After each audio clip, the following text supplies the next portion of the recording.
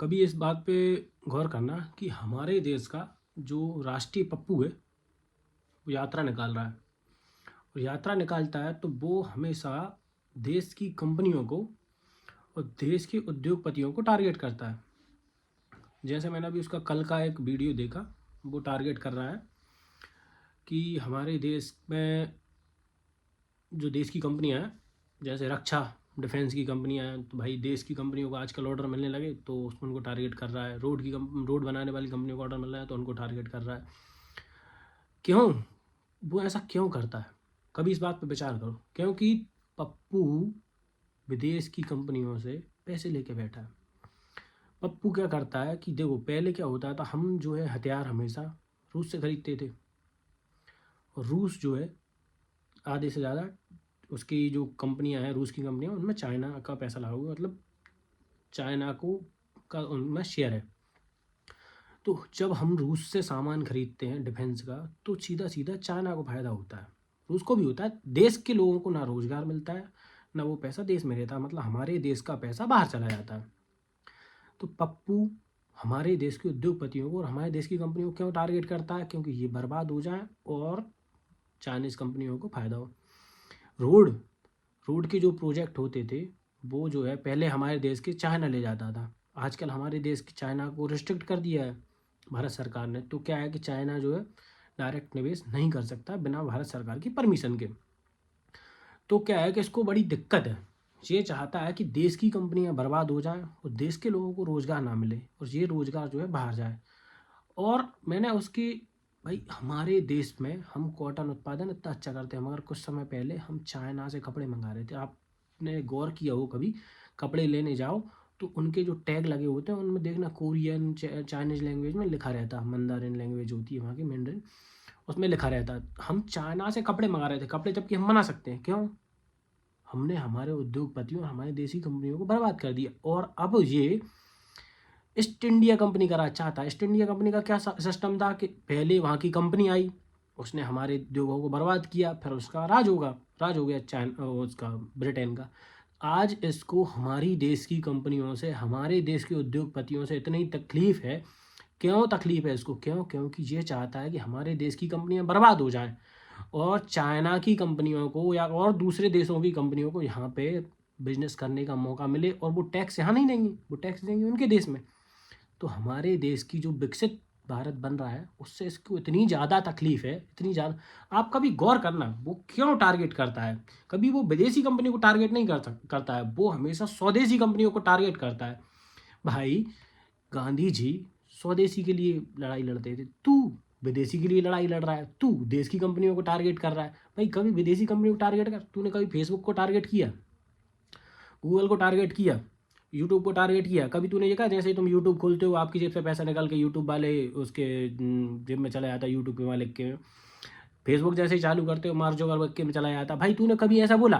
पंखा चालू करते हो अडानी की जेब में पैसा चला जाता है, पंखा चालू करते हैं अडानी की जेब में पैसा चला। भाई तू टारगेट कर रहा है तो स्वदेशी कंपनियों को क्यों कर रहा है? भाई विदेशी कंपनियों को टारगेट कर।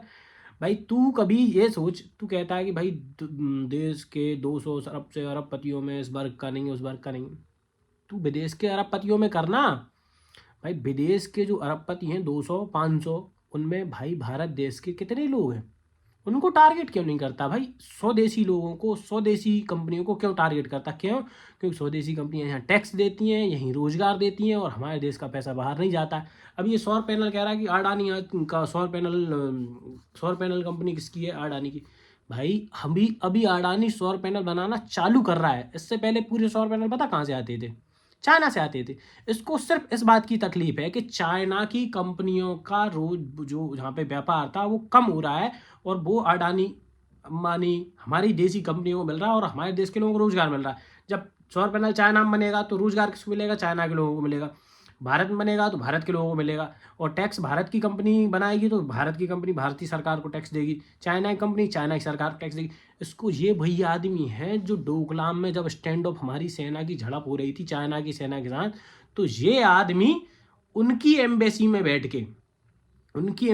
के उनसे चुपके से चर्चा कर रहा था। अगर मैं प्रधानमंत्री होता ना, मैं इसमें बोमार घलवाता और पूछता कि बता तू क्या कर रहा था वहाँ। भाई तू मुझे क्लियर सच सच बता कि तू कर क्या रहा था वहाँ, बाकी बात बाद में। तू उस दिन चाइनीज एम्बेसी में कर क्या रहा था भाई, जब स्टैंड ऑफ हमारा वहाँ चल रहा है तो तू बता। पता नहीं मोदी जी कितने सीधे सरल स्वभाव के आदमी हैं, क्या करते रहते हैं यार, मुझे समझ में ही नहीं आता उनका। अरे इसमें इसको जब तक ये सही नहीं बता देता पूरा, जब तक नहीं उगल देता, इससे उगलवाओ कि भाई तू उस दिन क्या कर रहा था। सौर पैनल, पोर्ट, हाँ पोर्ट की बात करते हैं अपन। जब हमारे देश का उद्योगपति श्रीलंका में पोर्ट ले लेता, किससे कंपटीशन करता है वो? चाइना एक कंपनी से। चाइना कंपनी मतलब चाइनीज सरकार से। हमारे देश का उद्योगपति इजराइल का हाइफा पोर्ट ले लेता है, किससे कंपटीशन होता है? किससे लेता है कंपटीशन? कौन रहता है वहाँ का सबसे? उसका वो चाइनीज कंपनी। भाई हमारे देश का उद्योगपति चाइना की कंपनियों को बीट कर रहा है, इसको दिक्कत हो रही है हमारे देश की। भाई चल इजराइल का एयरपोर्ट मान ले हमारे देश के उद्योगपति को मिल गया, तो सबसे ज़्यादा वो रोजगार कहाँ के लोगों को देगा पता है? भारत के लोगों को देगा। भारतीय लोगों को यहाँ से वहाँ ले जाएगा, वहाँ पे जो रोजगार देगा सबसे ज़्यादा उसके मैनेजर, उसका उसकी जो कमाई होगी वो भारत में आई, और वो टैक्स किसको देगा? भारत को। कितनी तकलीफ है भाई तुझे इस देश से? भाई इस देश ने तेरा क्या बिगाड़ा है? भाई इस देश के लोगों ने क्या बिगाड़ा है तेरा? क्यों तू इस देश को बर्बाद करने पे तुला हुआ है? भाई क्या बिगाड़ा है? भाई हम तेरे हाथ जोड़ रहे हैं, मत मत कर यार हमारे देश को बर्बाद यार। क्यों लगा? भाई हर एक कंपनी को टारगेट कर रहा है, भाई चाहता है कि यहाँ के देश की सारी कंपनियां बर्बाद हो जाएं, यहाँ के लोगों को रोजगार ना मिले, यहाँ का पैसा बाहर जाए। देखो अभी वो चिप्स की कंपनी कह रहा था कि चिप्स में किसान का इतना पैसा, चल अडानी ने चिप्स बनाना बंद कर दी, खैर अडानी चिप्स नहीं बनाता, पार्ले वार्ले, और तो चिप्स तो लोग खरीदेंगे। कहाँ की कंपनी बेचेगी चिप्स? बाहर की कंपनी, वो जिनसे ये पैसा लेके बैठा है। भाई राजीव दीक्षित, महात्मा गांधी स्वदेशी के लिए लड़ लड़ के, मतलब उनने अपना जीवन पूरा लगा दिया स्वदेशी के लिए, और ये आदमी स्वदेशी के खिलाफ है, इसका मतलब हजारों करोड़ रुपए खर्च करके और उसके लिए मतलब बर्बाद करना चाहता है। भाई स्वदेशी का प्रचार तुझे करना चाहिए था, तुझे पॉजिटिव राजनीति करनी चाहिए थी। राजनीति यार कैसी कर कि भाई मोदी जी मान लो किसी भारतीय कंपनी को एक्सेस देते हैं इंडियन चीज का, उसका विरोध कर, हम भी तेरा साथ देंगे, हम भी तेरा साथ देंगे, मुझे तो किसी राजनीति से मतलब नहीं, मगर तू पॉजिटिव वे में राजनीति कर। भाई तू उसका विरोध कर जो देश के विरोध में है, तू उसका विरोध करता है जो देश के सपोर्ट में होता है। भाई राजनीति कर, पॉजिटिव राजनीति कर। भाई उस दिन चाइना के साथ अपना डोकलाम में जब स्टैंड ऑफ हो रहा था, अपनी सेना वहां लड़ रही थी, सेना के जवान वहां लड़ रहे थे, हजारों मतलब कई मीटर कई फुट हजारों फुट ऊपर की ऊंचाई पे वो जब लड़ रहे थे, तो तू सेना का मनोबल बनाने के लिए तुझे बयान देना चाहिए था कि भाई सेना के साथ विपक्ष भी खड़ा है। तू क्या कर रहा था? चुपके से जाके और चाइनीज एम्बेसी में गुपचुप मीटिंग कर रहा था। जब पता चल गया तो कहे फिर बहाने बना रहा है। जब तेरी वीडियो, पहले तो तूने डिनाई कर दिया कि मैं नहीं गया था, फिर तेरी वीडियो निकल आई कि हाँ तू गया था, तो फिर तूने बहाने बना दिए। भाई शर्म कर, थोड़ी सी भी शर्म अगर तुझ में है ना भाई, बदल अपने आप को, कुछ पॉजिटिव राजनीति कर। हम भी तुझसे उम्मीद करते हैं पॉजिटिव। एक और तेरी चीज़, देश के लोगों को तू समझता क्या है?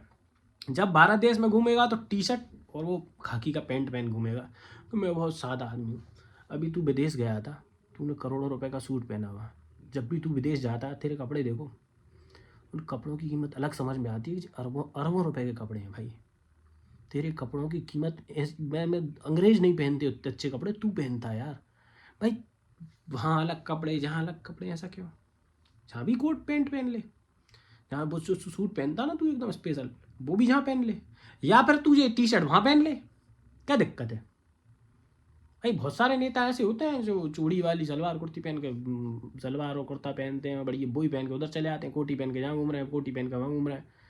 अपने वो एस जयशंकर साहब हैं विदेश मंत्री, सूट पहन के बाहर विदेश भी चले आते हैं, देश में घूमते हैं। तो इस देश के लोगों को मूर्ख बनाने के लिए टी शर्ट पैंट पहन लेता है, बाहर जाता है, अरबों रुपए के सूट तेरे, और यहाँ आके तू दूसरे नेताओं को गाली देता है कि वो लोग सूट पहने। भाई तेरी भी फोटो वहाँ से, जहाँ आजकल सोशल मीडिया का ज़माना है, वहाँ की फोटो आती है तेरी, हम देखते हैं, सब देखते हैं।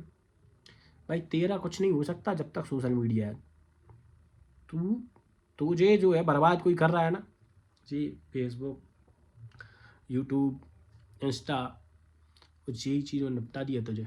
तू अरबों रुपए खर्च करता है, यहाँ लोग तेरी असलियत खोल के रख देते हैं। वो तेरे वहाँ के सूट वाले फ़ोटो देख लेते हैं, फिर तू जहाँ कितनी टी शर्ट पहन पहन के दिन रात घूम, ठंड में घूम, कुछ भी कर, वो सबको पता चल जाता है भाई तू जहाँ से हमें बेवकूफ़ बनाने के लिए कर रहा है। ठीक है, धन्यवाद।